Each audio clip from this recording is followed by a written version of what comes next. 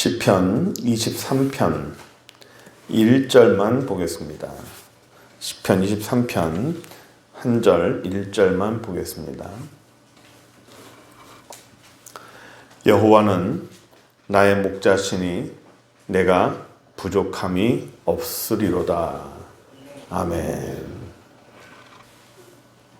이스라엘에 채용 공고가 났습니다. 우리 동네 각 집의 양들을 모아서 목양할 목동을 찾습니다.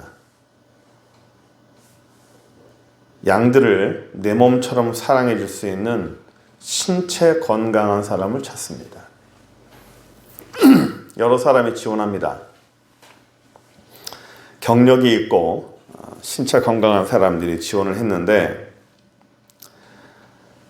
각 집의 각 양의 주인들은 누가 내 양을 잘 목양할 건지 그 사람들 중에 고릅니다.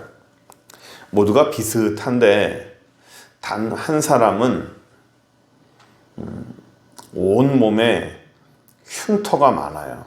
상처가 많고 그 외의 사람들은 말끔하게 잘생겼습니다. 왜 저렇게 흉터가 많을까? 사람들이 누구를 뽑았을까요?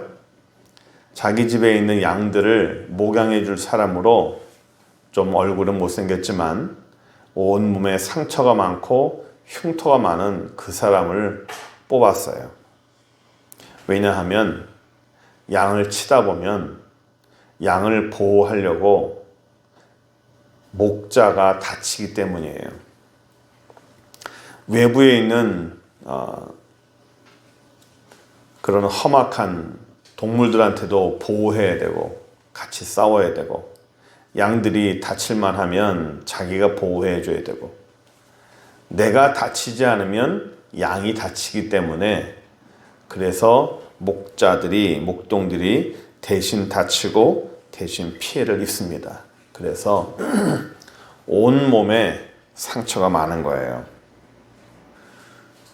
우리를 목양하시고 우리의 목자 되신 주님께서도 온몸에 상처가 많고 온몸에 피투성이가 되신 거예요. 오늘 우리는 목자 되신 주님 그리고 우리를 양이라고 말씀하시는 우리 하나님 앞에서 왜 우리를 양이라고 하시는지 수많은 동물의 비유를 한다면 소도 있고 비둘기도 있고 다 많은데 왜 하필 양이라고 말씀하시는지 그리고 양이라고 말씀하시는 우리를 그럼 우리는 어떻게 살아야 되는지를 오늘 우리가 말씀을 통해서 배우고 보고 듣고 은혜 받기를 간절히 축원합니다. 오늘 우리가 본문을 들어가기 전에 이스라엘의 목양의 환경, 목동들이 양을 칠 때 그 환경을 좀 봤으면 좋겠어요. 먼저 우리는 목자와 양 하면 떠오르는 그림이 있습니다. 한번 보실까요? 우리가 흔히 봤던 그림입니다. 예수님께서 양 하나를 어린 양을 끌어안으시고 그 주변에는 많은 양들이 이렇게 운집해 있고 옆에는 바닥에는 푸른 풀밭이 가득하고 옆에는 강이 흐르고 참 얼마나 아름답습니까? 양들이 거하기도 좋고 참 아름다운 모습이에요. 자주 봐왔고 또 우리가 흔히 접할 수 있는 그런 성화입니다. 푸른 초장이 있고요. 물이 있고. 그런데 이스라엘의 현실적인 환경은 이것과는 좀 다릅니다. 한번 볼까요? 이겁니다. 오늘날 베두인이 양을 치는 모습인데요. 1000년 전이나 2000년 전이나 별 차이가 없어요. 한번 환경을 한번 볼까요? 풀이 보입니까? 잠깐만 보세요. 풀이 보입니까? 풀이 안 보여요. 이스라엘은 광야라 그러죠. 사막입니다. 우리가 사막하면 모래사막을 생각하는데 사막에는 두 종류가 있죠. 모래사막이 있고 돌사막이 있습니다. 이스라엘은 돌사막이에요. 돌들이 다 모여있는 저렇게 황량한 곳입니다. 저런 황량한 곳에 양들이 수십 마리, 수백 마리 모여 있어요. 그 다음 볼까요? 보세요. 역시 이스라엘인데 이스라엘의 양들은 우리가 알고 있는 양과는 조금 모양이 다릅니다. 풀을 찾아서 다녀요. 그 다음 그림 볼까요? 저 멀리 보면 아주 황량하죠? 전부 다 누런 색깔입니다. 다 사막, 광야예요. 간혹 이렇게 지금 푸른 풀밭을 이렇게 풀을 먹고 있어요. 양들이. 이 풀은 어딜 가든지 먹을 수 있는 게 아닙니다. 저 풀밭을 찾기 위해서 1시간, 2시간, 3시간을 걸어야 돼요. 양들을 몰고 5시간을 몰고 가서 저 풀을 찾아서 먹여야 됩니다. 목자는 양들을 끌고 갈 때 그냥 끌고 가는 것이 아니라 풀을 찾아가야 돼요. 양들이 먹을 수 있는 이 풀들이 어디 있는지를 잘 찾아가지고 그 풀을 찾아가는 것이 목자예요. 그 다음 그림 한번 볼까요? 없어요. 풀이 없습니다. 여러분들이 이스라엘이나 저쪽 요르단이나 그쪽 팔레스타인 지역을 가보시면 깜짝 놀랄 게 있어요. 사막 한가운데 목동이 있고 그 목동 주변에 40마리, 50마리, 100마리가 되는 양들이 사막 한가운데를 걸어가고 있어요. 어디를 가는 걸까요? 풀을 찾아가는 거예요. 풀이라고는 도저히 보기 힘든 광경입니다. 어디든지 풀이 있는 곳이 아니에요. 그러면 우리가 상상하는 푸른 초장, 우리가 상상하는 예수님께서 우리와 함께 거하시는 우리가 아까 성화를 보았듯이 그런 어떤 푸른 초장은 과연 뭘까요? 그 다음 그림 한번 보세요. 우리가 상상하는 것은 이런 겁니다. 어린 양이 있고 마음껏 뛰놀 수 있고 풀이 온 천지에 깔려 있고 먹고 싶으면 언제든지 먹을 수 있고 쉬고 싶으면 언제든지 쉴 수 있는, 자고 싶으면 자고 쉬고 싶으면 쉬고 먹고 싶으면 그 어느 곳이든지 내가 원하는 풀을 골라서 먹을 수 있는, 우리가 기대하고 우리가 상상하는 푸른 초장은 이런 것이죠. 그런데 그 앞에 그림 다시 한번 볼까요? 맨 앞에 그림 열어주세요. 이게 현실이에요.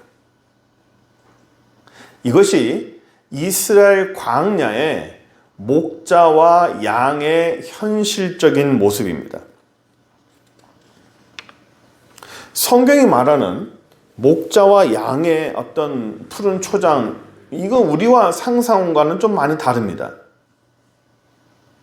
이런 사막에서 이스라엘이 유목 생활을 몇 천 년 동안 해왔어요. 어떻게 살 수 있을까? 풀이 어디든지 있는 것도 아니고 1시간을 걸어가서 풀을 찾고 먹고, 그 풀도 우리가 생각하는 그런 보드럽고 부드럽고 파란 그런 풀이 아니에요. 굉장히 억세고 가시가 많고 듬성듬성 나 있는 그런 풀입니다. 맨 마지막 그림 한번 다시 보여주세요. 그림 2개 있는 거.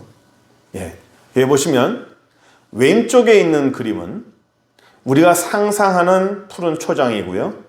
오른쪽에 있는 그림은 오늘날 이스라엘의 현실적인, 이스라엘 땅의 목자와 양의 현실적인 그림입니다. 우리는 오늘 본문을 시작할 때 왼쪽의 그림을 생각하면 안 됩니다. 오른쪽의 그림을 생각해야 돼요. 사막 한가운데 있는 목자와 양. 하나님께서 이스라엘의 사람들을 허락하실 때, 이스라엘 땅에 하나님께서 이 땅을 너희들이 살아라 할 때 그 땅이 푸른 풀밭이 있고 물이 많은 그 땅이 아니에요. 이스라엘 사람들에게 하나님의 백성에게 허락된 땅은 광야입니다. 물 하나 없는 사막이에요. 이런 환경이, 오른쪽에 있는 환경이 바른 환경이고 성경에 맞는 환경이라는 것을 우리가 인지를 하고 오늘 본문을 들어갔으면 좋겠습니다. 23편 1절. 이 시편 23편은 정말 많은 사람들이 알고 외우는 그런 본문이에요. 그 중에서도 이 시편 23편 1절은 23편 가운데서도 가장 중요한 구절입니다. 가장 중요한 구절이고 이 구절 가운데서도 더 중요한 단어를 골라라. 더 중요한 것이 뭐가 있을까라고 한다면 여호와는 나의 목자라는 겁니다. 여호와는 나의 목자. 나의 목자라는 게 왜 중요할까요? 여호와는 나의 목자라는 이 정의가 이것이 우리의 삶에서 내 삶에서 자연스럽게 고백이 된다면 다른 게 아무것도 필요가 없어요. 이게 가장 중요하고 이게 가장 기본이고 뭐가 더 필요하겠습니까? 성경을 보면요. 우리를 성경에서는 양이라고 표현하고 예수님을 선한 목자라고 표현을 해요. 먼저 우리가 알아볼 것은 왜 하나님과 우리의 관계를 목자와 양으로 표현하는지 이걸 좀 우리가 먼저 보려고 합니다. 첫 번째는 창조의 섭리예요. 창조를 이렇게 만들었어요, 하나님께서. 양을 어떻게 만들었냐면 양은 사람이 목양하고 사람이 이렇게 만져주지 못하면 절대로 살아갈 수가 없습니다. 위에 첫 번째 사진을 항상 띄워놔주세요. 예. 이 환경을 우리가 잊어버리면 안 됩니다. 이스라엘은 우리가 알고 있는 나무가 많고 물이 많고 이런 땅이 아니라 광야라는 거. 여기서요, 양은 근시안이고 앞을 잘 못 봐요. 저 멀리에 풀이 어디 있는지 못 찾습니다. 그러니까 목자가 양을 데리고 가서 여기가 아니라 저 멀리에 풀이 있다라고 해서 양을 데려가서 그 풀을 먹여주지 않으면 양은 눈앞에 있는 풀을 다 먹고 나면 갈증이 나서 메말라 죽고 배고파 죽습니다. 양은 절대적으로 목자를 의지해야 되고 양은 절대적으로 목자에게 순종하도록 만든 것이 하나님이에요. 사람이 그래요. 그래서 하나님이 사람을 양이라고 표현하는 것이 바로 그렇습니다. 사람이 뭔가 잘난 것처럼 보이고 무언가 내 뜻대로 뭔가 잘할 수 있는 것처럼 보이지만 사람은 참 연약해요.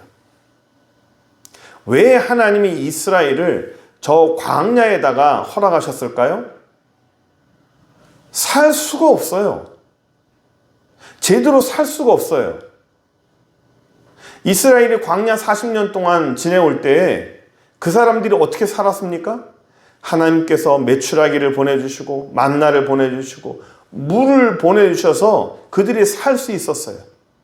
하나님이 도우시지 않으면 절대로 생존할 수 없는 것이 사람이었어요. 하나님이 성경의 배경이 되는 이 팔레스타인 땅, 이스라엘 땅을 이렇게 광야를 허락하시고 사람들에게 광야 속에 살게 하신 것은 사람이 절대적으로 무능하다는 것을 깨닫게 하시는 거예요. 내가 하나님이 도우심이 없으면 나는 바로 죽는구나. 나는 양처럼 바로 죽어야 되는 그런 존재구나. 나는 아무것도 할 수 없는 그런 존재구나. 그래서 하나님께서 우리 사람들에게 광야를 허락하신 겁니다. 우리의 삶 자체가 광야잖아요. 나는 내 삶은 광야가 아니고 내 삶은 옥토고 내 삶은 푸른 초장입니다라고 말하는 사람이 과연 몇이나 됩니까? 우리 인생은 태어나면서부터 죽을 때까지 광야예요. 하나님이 제일 싫어하는 게 뭡니까? 하나님을 의지하지 않고 내가 뭔가 할 수 있다, 내 능력으로 뭔가 할 수 있다라고 고집피고 자기 의지로 살아가려고 해보는 거 아니겠습니까? 그런 사람을 하나님은 가장 안타까워하십니다. 그래서 가장 행복한 사람은 어떤 거냐면요, 하나님을 절대적으로 믿고 하나님을 전적으로 의지하고 하나님만이 나를 살릴 수 있습니다 라고 내 속에서 자연스럽게 고백하는 사람이, 그 사람이 가장 행복한 사람인 줄 믿습니다. 하나님께서 우리를 양과 먹자로 표현하는 것 두 번째 하는 이유는 사람이 무능하다는 것, 그리고 전적으로 하나님을 의지할 수밖에 없다는 것을 알려주시기 위해서 하나님께서 이런 말씀을 하시는데, 아까 말씀했듯이 양은 목자가 없이는 절대로 살아갈 수가 없어요. 앞을 제대로 멀리 볼 수가 없고 발견할 수가 없어요. 풀을 발견할 수가 없어요. 언제든지 먹을 수 있고 언제든지 쉴 수 있고 언제든지 내가 돌아다닐 수 있는 그런 곳이 아닙니다. 먹을 거리를 찾아서, 풀을 찾아서 1시간, 2시간을 걸어가야 겨우 발견하는 게 풀이에요. 풀을 먹지 못하면 양은 굶어 죽고 목말라 죽어요. 이스라엘의 풀은요, 물이 안 오니까 물을 간혹 비가 오면 그 빗물을 바짝 끌어당겨가지고 그 식물이 물을 갖고 있어요. 그래서 양들은 그 식물을 먹으면서 배도 채우고 갈증도 해결하는 겁니다. 절대적으로 양은 목자가 필요해요. 그래서요, 양은요, 목자가 항상 곁에 있어야 되고, 목자는 양을 이끌고 갈 때 두 가지를 들어요. 지팡이 아니면 목자, 이 막대기. 이 시편에서 우리가 하겠지만 주의 지팡이와 막대기가 나를 안위하신다고 말하죠. 이 지팡이와 막대기가 지켜주지 않으면 이 양은요, 사자한테 그냥, 사자나 그런 산짐승한테 그냥 잡혀버리고 말아요. 그래서 양은 목자가 지켜주고 인도하지 않으면 필히 죽어요. 그 사람도 양과 똑같아요. 우리의 인생이 육적으로나 영적으로나 다 광야잖아요. 내용은 다 다르지만 우리가 광야 아닌 사람이 있겠습니까? 하나님을 의지하지 않고 하나님을 따라가지 않으면 그 사람은 필히 죽어요. 육적으로도 반드시 죽고 영적으로도 필히 죽어요.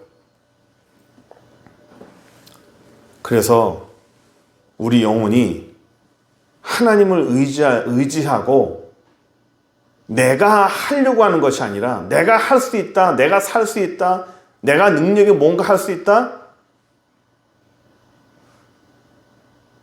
그런 걸 다 내려놓을 때 그 사람이 진짜로 하나님의 사람이 된다고 믿습니다.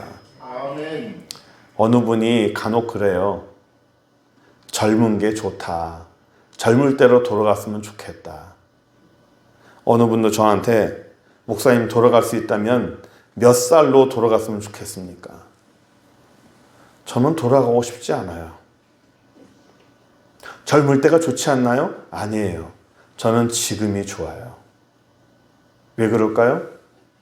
젊을 때보다 하나님을 더 많이 알고 무언가 더 많이 깨닫고 무언가 인생을 알고 무언가 하나님을 아는 지금이 좋아요. 젊을 때 육신은 좀 젊을 수 있어요. 육신은 좀 덜 아프고 건강할 수 있어요. 그런데 하나님을 잘 모르잖아요. 인생을 잘 모르잖아요. 저한테 또다시 젊을 때로 진짜 가고 싶지 않느냐? 일말의 아쉬움도 없어요. 전 지금이 좋아요. 우스갯소리로 이런 말 하죠. 10대 때는 세상을 바꾸겠다고 펜을 들고, 20대 때는 사회를 바꾸겠다고 돌을 들었고, 30대 때는 자기의 배우자를 바꾸겠다고 눈썹을 쳐들었고, 40대 때는 자녀를 바꾸겠다고 매를 들었고, 50대 돼서야 세상에서 내가 바꿀 수 있는 것은 아무것도 없구나라는 것을 깨닫는다고 그러지 않습니까? 이 세상에서 내가 할 수 있는 건 아무것도 없어요. 사람이 사람을 바꾼다고요? 못 바꿉니다. 그래서 다윗은 여호와는 나의 목자다 라고 고백합니다. 이 말이 얼마나 아름다운지 몰라요. 이 고백은 나는 아무것도 할 수 없는 무능한 존재이고 나는 여호와 하나님 없이는 나는 죽은 목숨이다 라고 하는 자연스러운 고백입니다. 그렇다면 지금 여러분들에게 질문을 하나 드리고 싶어요. 당신은 주님을 목자로 잘 따르고 있습니까? 당신의 인생에 주님이 목자가 되십니까?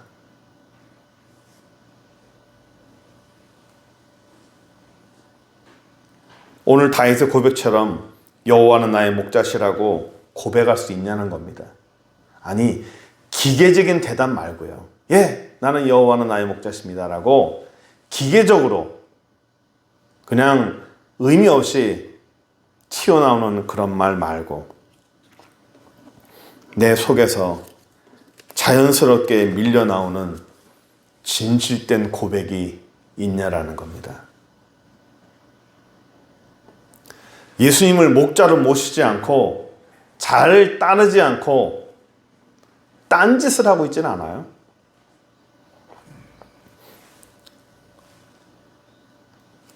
예수님의 손길과 의지를 순종하지 않고 그 뜻에서 벗어나려고 하는 의지. 우리 주님은 예수님을 목자로 잘 따르지 않는 양을 위해서 뭘 준비하냐면 막대기를 준비하십니다. 주의 지팡이와 막대기는, 이 막대기는 바로 그런 거예요. 옆으로 엇나가는 양들을 톡톡톡톡 치면서 방향을 잡습니다. 그리 가지 마라, 이쪽으로 가라. 엉뚱한 방향으로 가는 양들에게 그 막대기로 방향을 제시해 주는 겁니다. 디모데후서 3장 16절 보면 이런 말씀이 있어요. 모든 성경은 하나님의 감동으로 된 것으로 교훈과 책망과 바르게 함과 의로 교육하기 유익하다. 교훈과 책망과 바르게 함이에요. 의로 교육하는 것이에요. 그게 막대기입니다. 이 막대기는 우리가 깜짝깜짝 놀랄 정도로 그런 충격입니다. 아파가 아니에요. 깜짝 놀랄 정도의 톡톡톡톡 치는 겁니다. 그런데 자꾸만 딴짓하고 예수님의 손길을, 우리 주님의 손길을 의도적으로 자꾸만 벗어나려고 하면 어떻게 됩니까? 로마서 1장 28절. 또한 그들이 마음에 하나님 두기를 싫어하며 하나님께서 그들을 그 상실한 마음대로 내버려 두사 합당치 못한 일을 하게 하셨으니. 그 상실한 마음대로 어떻게 한다고요? 내버려 두사. 막대기로 치면서 방향을 자꾸 잡아주는데 그 양이 자꾸만 딴짓하고 벗어나려고 하고 내 마음대로 한번 살아보려고 하나님의 의지를 알면서도 불구하고 하나님 뜻을 알면서도 불구하고 자꾸만 벗어나려고 하면 하나님이 어떻게 하냐면 막대기를 내려놓으세요. 어떻게 합니까? 내버려 둡니다. 이것은 정말 큰 징계예요. 차라리 막대기가 나아요. 내버려 둔다. 어떤 일이 벌어집니까? 굉장히 무서운 일이에요. 베드로전서 5장 8절. 근신하라 깨어라 너희 대적 마귀가 우는 사자와 같이 두루 다니며 삼킬 자를 찾나니. 너희 대적 마귀가 우는 사자처럼 삼킬 자를 찾아요. 사자에게 먹히는 사냥감은 주로 어떤 상태일까요? 첫째는 무리에서 떨어져 나오죠. 그런 무리들. 혼자 있는 거예요. 무리에서 떨어져 나와서 혼자 있으면 잡아먹혀요. 나는 안 해도 돼. 나는 교회 안 나가도 돼. 혼자서 예배도 안 드리고 혼자서 무언가 자꾸만 하려고 그래요? 잡아먹힙니다. 둘째, 부상을 입어서 제대로 못 움직이면 잡아먹혀요. 영적으로 건강하지 못하면 잡아먹혀요. 우리 하나님이 내버려둔 상태가 돼버리면 반드시 잡아먹힙니다. 사람도 똑같아요. 목자의 성격을 거부하고 주님과 동행하는 걸 불편해하고 귀찮아하고 자꾸만 혼자 있기를 좋아하면 사단에게 잡아먹힙니다. 잡아먹힌다는 게 뭐예요? 사단이 먹어버리는 거예요. 연합하는 거예요. 제가 이 먹는다는 것은 성경에서 연합한다는 의미라고 그랬죠. 하나님하고만 연합합니까? 사단과도 연합이 됩니다. 사단이 먹어버리면 내 안에 사단이 있고 사단 안에 내 안이 있는 거예요. 사단과 연합하면 어떤 일이 벌어집니까? 내가 원치 않는데 하게 돼요. 나는 원하지 않는데 나도 모르게 하게 됩니다. 나도 원하지 않는데도 죄를 짓게 되고 내가 거부하는데도 거부를 못해요. 나의 의지력으로 안 됩니다. 그런데 반대로 하나님과 연합이 되면 어떻게 돼요? 하나님은 원하는 걸 알아요. 그러나 내 의지가 자꾸만 그거를 거부할 수 있어요. 나는 네가 하기를 원한다. 너는 거부할 수 있다. 그러나 나는 네가 이것을 하기를 원한다.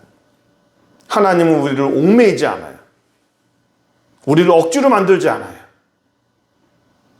기쁨으로 하기를 원해요. 하지만 사단에게 잡히면 내 의지와 상관없이 하게 돼요. 상어가 먹이를 먹을 때는요, 한 번에 이렇게 확 먹지 않아요. 상어는 먹잇감이 있으면 슥 지나가다가 한 번 이빨로 콱 물고 지나갑니다. 먹이를 뜯어 먹지 않아요. 그냥 콱 찝고 그냥 지나가는 거예요. 그리고 또 지나가면서 툭 치면서 이빨로 그냥 툭 칩니다. 근데 한 번 툭 치는 것이 그 이빨로 한 번 툭 잡아내는 거거든요. 그럼 피가 절절절 흐르게 되죠. 자기 먹잇감이 피가 줄줄줄 흐르고 많이 힘들게 되면 그때 돼서 본격적으로 잡아먹기 시작합니다. 사람도 목자의 손길을 멀리하고 주의 뜻을 거부하면 사단이 이빨로 툭툭 치면서 상처를 해요. 피 흘리게 만들어요. 나중에는요, 온몸이 상처가 되고 온몸이 피투성이가 돼요. 뭔가 잘못됐다고 생각됩니까? 뭔가 이상하다고 생각됩니까? 무언가 나의 상태에서 삶이 잘못됐다고 생각합니까? 그러면 멈춰야 돼요. 그 자리에서 멈춰야 돼요. 더 이상 진행하면 안 돼요. 일단은 멈춰야 돼요. 일단은 스톱 하고 하나님께 기도해야 돼요. 예수를 1년 믿었냐, 20년 믿었냐, 내가 집사냐, 권사냐, 직분이냐, 아무것도 중요하지 않습니다. 누구든 이런 상태를 경험할 수 있습니다. 내가 예수를 믿는데 주님이 나의 목자가 되시는 거 당연한 거 아닙니까? 당연합니까? 정말 당연합니까? 예수님이 나의 목자라는 게 정말 당연합니까? 자신 있게 주님은 나의 목자시라고 자신 있게 100% 고백할 수 있습니까? 누구든 예수님의 목자의 손길에서 멀리 떠날 수가 있어요. 제가 매번 말씀드리지만 하나님이 다윗을 사랑하시는 이유가 뭐라고요? 다윗이 정말 하나님 앞에 신실하고 잘해서요? 아니에요. 다윗은 다윗만큼 하나님 앞에 범죄하고 다윗만큼 하나님 앞에 진짜 불성실하게 산 사람도 없어요. 그럼에도 불구하고 하나님이 다윗을 사랑하는 이유는 다윗은 멀리 갔어도, 정말 돌이킬 수 없을 정도로 멀리 갔어도 하나님의 음성을 듣고 멈추고 돌아온 거예요. 잘 돌아와요.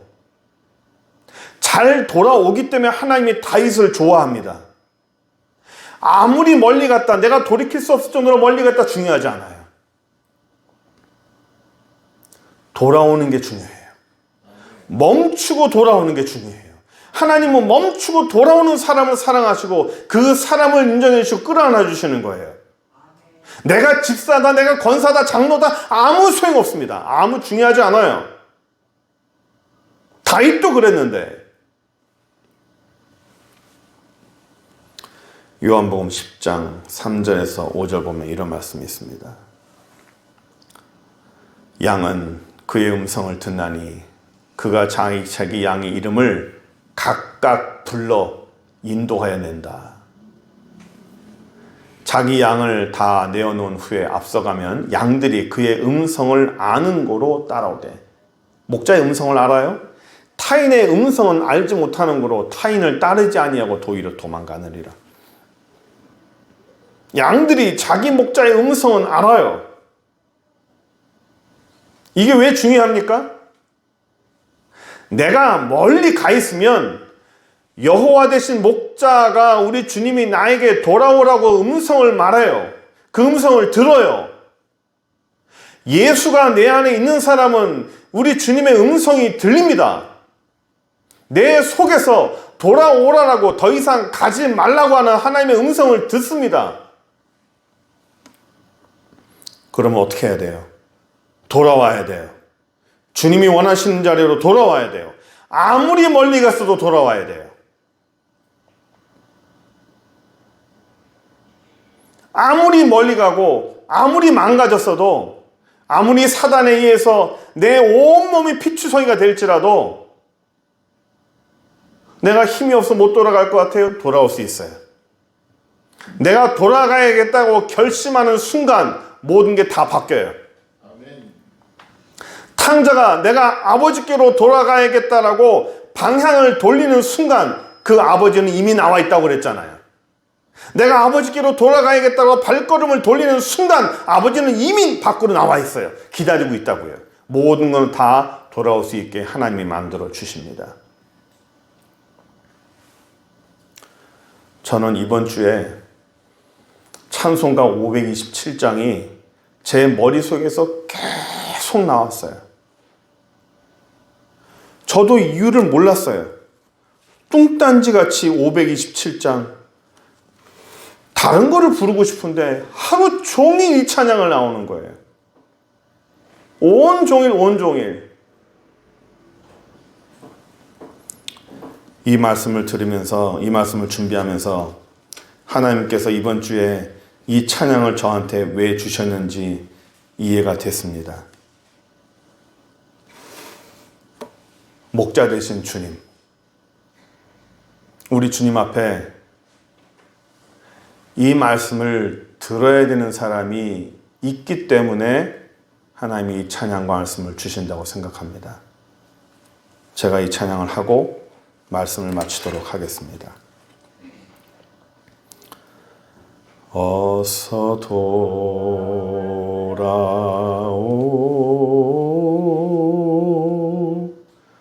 어서 돌아마노.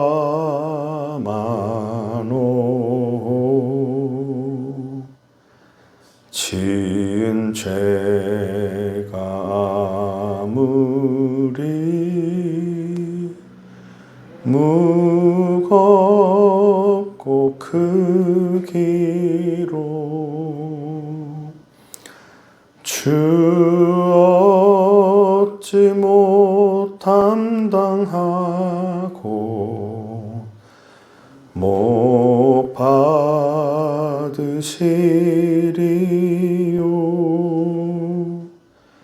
우리 주의 넓은 가슴은 하늘보다 넓고 넓어.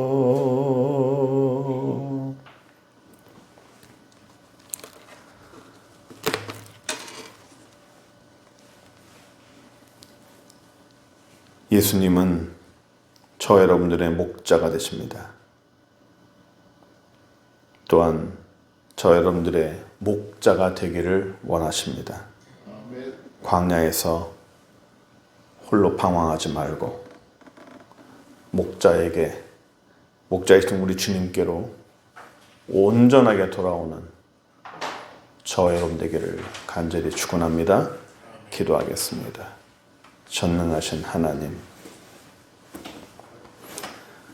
우리에게 말씀을 주시고 찬양을 주신 주님 감사합니다. 내가 예수를 믿어도 광야에서 길을 잃어버릴 수 있고, 내가 예수를 믿어도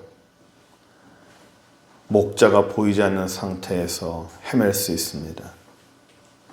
그 자리가 얼마나 멀리 떨어져 있든, 얼마나 많이 갔든, 얼마나 많이 망가졌든 간에 돌아오는 저희들 되게 하여 주옵소서. 우리에게 향하신 하나님의 뜻대로 나의 목자 되신다라고 나의 온 몸이 말할 수 있고 고백할 수 있는 그런 삶이 될 수 있도록 하늘의 은혜를 더하여 주옵소서. 오늘에게 말씀을 주신 주님께 감사드리며 예수 그리스도의 이름으로 기도드립니다. 아멘.